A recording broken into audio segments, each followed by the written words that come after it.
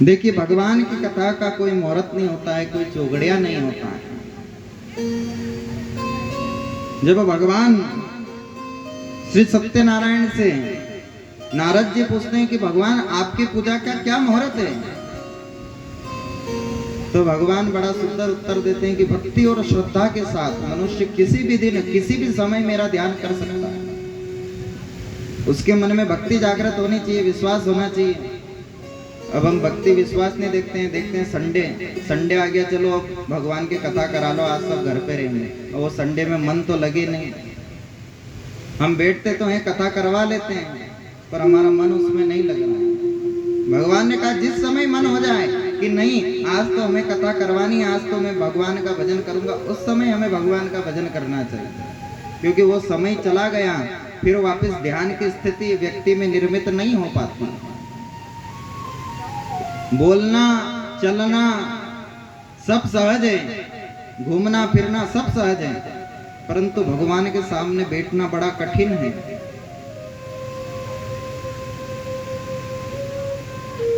भगवान ने गरुड़ पुराण में भी बताया है कि जो व्यक्ति पूरे जीवन भर भक्ति नहीं करे, परंतु मरने के समय अगर उसके मुख से नारायण निकल जाता है, राम का नाम निकल जाता है, तो उसे उसकी मुक्ति हो जाती है। तो ये बात को सब जानते हैं, इसलिए लोग भजन ही नहीं करते हैं कि हम तो मरेंगे जब नाम ले लेंगे। जब सहज भाव से मुक्ति मिल रही है तो फिर हम भजन क्यों करें?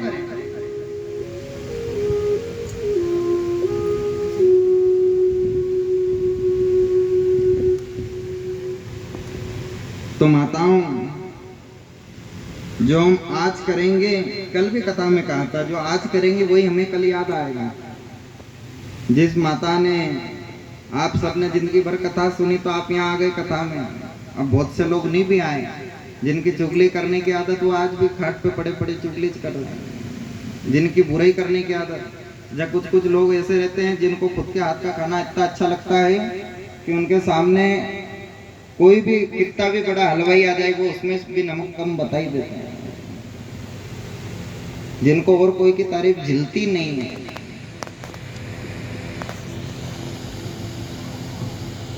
तो हमारा मन जिसमें लगा रहेगा,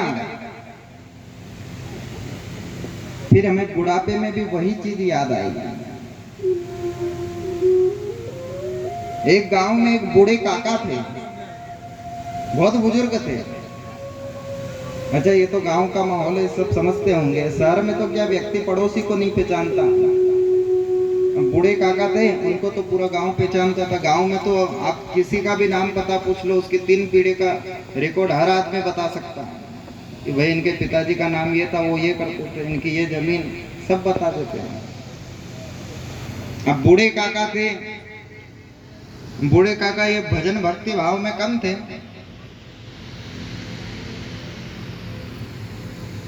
अब एक बार क्या हुआ, बूढ़े काका की तबीयत खराब हो गई। अब तबीयत खराब हो गई तो गांव वाले सब मिलने जाने लगे। सब जाते हैं क्योंकि ये गांव का माहौल है।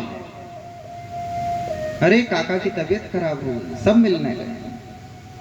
थोड़े दिन बाद काका की बहुत ज्यादा स्थिति खराब हो गई, बिल्कुल खाट पे लेट गए। और थोड़े दिन बाद काका की ये स्थिति हो गई कि उनसे भोजन भी नहीं खाया जा रहा है।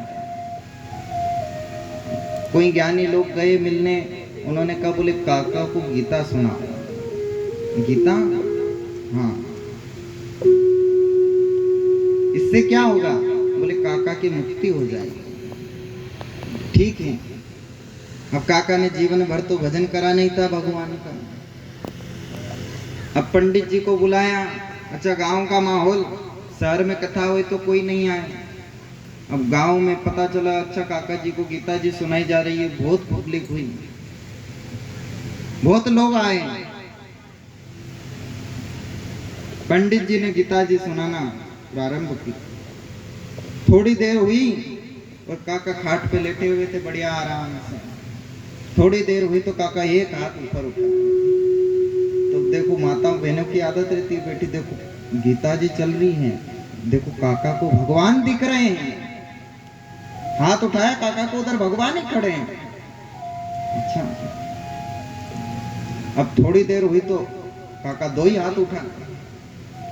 फिर वापस माताएं बोली, बोले अब तो भगवान सामने खड़े बुला रहे हैं। बोले चलो, दोनों हाथ उठा रहे हैं काका। अब उसी बीच में काका का एक प्रिय मित्र बैठा था, बहुत घनिष्ठ संबंध थे उससे काका। अब उससे बर्दाश्त नहीं हुई, वो उठा और कहने लगा कि मैं बताता हूं काका को क्या दिख रहा है। वहां काका जिस ओर हाथ कर रहे थे उधर बनी हुई थी एक अलमारी। अब वो प्रिय मित्र वहां पर जाता है और अलमारी के ऊपर रखा था, बता दें आपको, अलमारी के ऊपर रखा हुआ था बीड़ी का बंडल। अब काका को भगवान तो नहीं, बीड़ी दिख रही थी सामने, जिंदगी भर तो बीड़ी पी। अब गया काका का प्रिय मित्र, दो बीड़ी ली उसमें से, उसको चेतन करा, दो चार उसने फूंक मारी और ले जाके सीधे काका के मुंह में। काका ने दो चार अच्छी सांस खींची, अच्छी बीड़ी पी, जिसके बाद काका के प्राण निकल गए। अर्थ केवल इतना सा है कि जिस व्यक्ति ने पूरा जीवन बीड़ी में लगा दिया, बताओ माताओं, उसका क्या अंत समय में भगवान में ध्यान लगेगा? उसको तो बीड़ी ही याद आएगी, क्योंकि उसने वो चीज देखी नहीं है, कभी भजन में गया ही नहीं। इसलिए हमने कल भी कहा था, आज पुनः कहते हैं कि अपने बच्चों को बचपन से आप सिखाइए, तब जाकर वो कीर्तन में आएंगे, बूढ़े होंगे, तब भी उन्हें भगवान याद आएगा। नहीं तो फिर ऐसे बीड़ी याद करते रह जाएंगे, बीड़ी, राजश्री, कमला पसंद, तंबाकू, इसमें रह जाएंगे सब।